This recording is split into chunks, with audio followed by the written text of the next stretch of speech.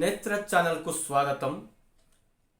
ఇప్పుడు ప్రస్తుతం ఇస్తున్న పెన్షన్లు ఏవైతే ఉన్నాయో ఎవరెవరికి రద్దు కాబోతున్నాయి, 7 రకాల పెన్షన్లు వాటిని క్లియర్గా రద్దు చేసి కొత్త వారిని కూడా ఎంపిక చేసే అవకాశం ఉన్నట్టుగా మనకు వార్త రావడం జరిగింది.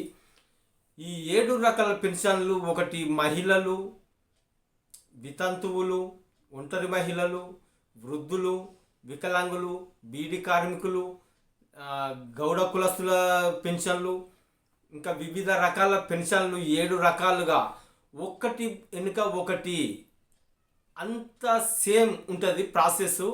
కానీ రద్దు చేసే పెన్షన్లకు ఎవరికి రద్దు కాబోతున్నాయంటే 4 చక్రాల వాహనం కలిగి ఉన్నారో వారి ఇంట్లో ఎవరికి పెన్షను రాదు అనేది వాస్తవము. ఇప్పుడు ఇస్తున్న పెన్షను రద్దు అవుతుంది.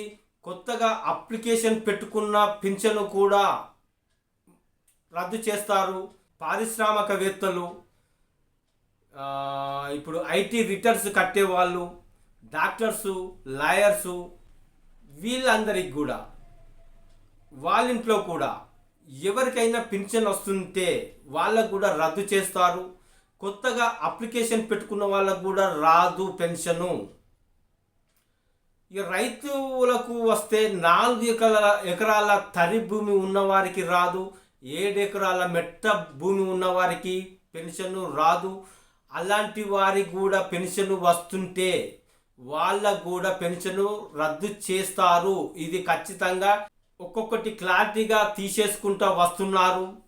ఒక పొరపాటున ఎవరికైనా అర్హులకు పెన్షన్ రద్దయితే ఎటువంటి బాధపడవలసిన పని లేదు. మీకు కనుక ఒకవేళ తప్పిదారి అర్హులై ఉండి ఇవన్నీ రకాలుగా ఉన్నట్టంటే మీకు రద్దు కాబోతుంది. దాని మీద మీరు మళ్ళీ కొట్లాడే అవకాశం అంటూ లేదు.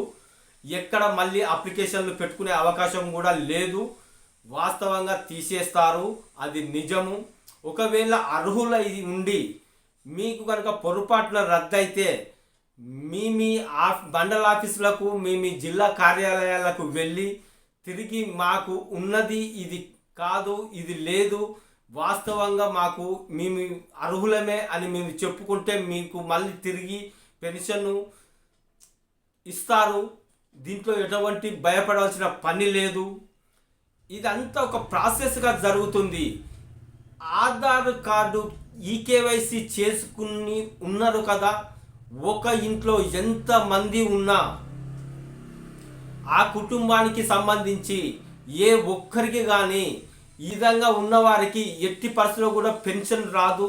వాళ్ళు గవర్నమెంట్ జాబులు చేస్తున్నవారైనా కానీ, చేసి రిటైర్ అయిన వారికి కానీ ఖచ్చితంగా పెన్షన్ రాదు. కొత్త వాళ్ళు దరఖాస్తు చేసుకున్న వాళ్ళలో కూడా చాలామంది ఇవన్నీ కలిగి ఉండి కూడా దరఖాస్తు చేసుకొని ఉన్నారు. వాళ్ళందరికీ కూడా ఎట్టి పరిస్థితుల్లోనూ నూతన పెన్షన్ రాదు. ఆగస్టు 1 నుండే పెన్షన్లు పెంచి ఇచ్చే అవకాశం ఉన్నది.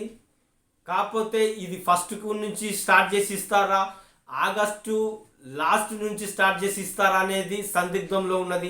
ఈ అసెంబ్లీ సమావేశాలలో నిర్ణయం తీసుకొని కొత్త పెన్షన్లతో పాటుగా పాత పెన్షన్లను పెంచి ఆగస్టు నెలాఖరులో ఇస్తారన్నట్టుగా వార్త రావడం జరిగింది.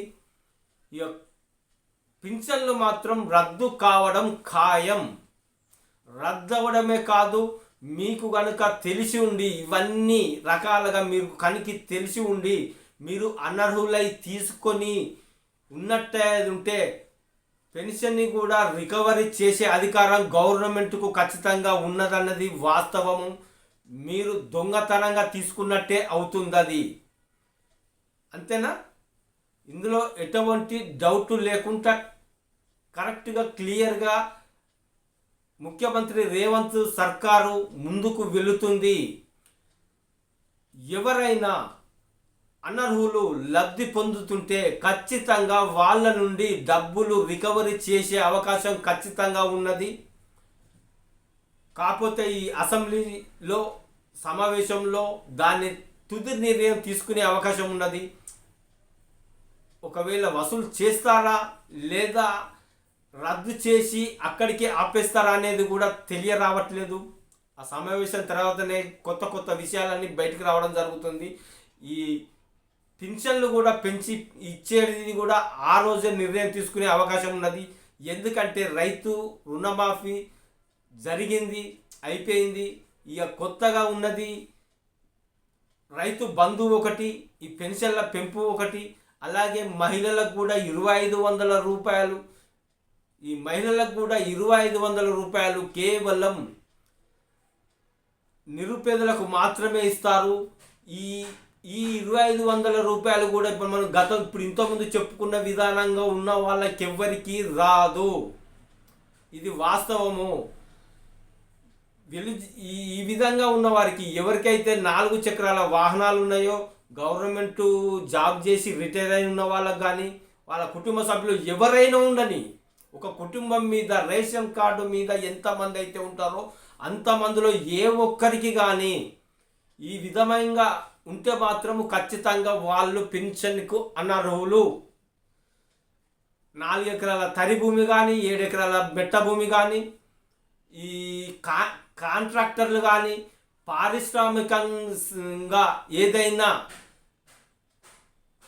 చేస్తున్నట్టుగా ఉన్నవారికి కానీ డాక్టర్సు, లాయర్సు, ఈ ఐటీ రిటర్న్స్ కట్టే కుటుంబంలో ఏ ఒక్కరికి ఈ విధంగా ఉన్న వాళ్ళ ఇంట్లో పెన్షన్ అనేది రాదు. వచ్చేదాన్ని తీసేస్తున్నారు. కొత్తగా అప్లికేషన్ పెట్టుకున్న వారికి కూడా ఆలోచించాల్సిన అవసరం లేదు. వాళ్లకు ఎట్టి పరిస్థితుల్లో పెన్షన్ రాదు. ఇది క్లియర్ కట్గా గవర్నమెంట్ చెప్పిన విషయము. Okay, thank you.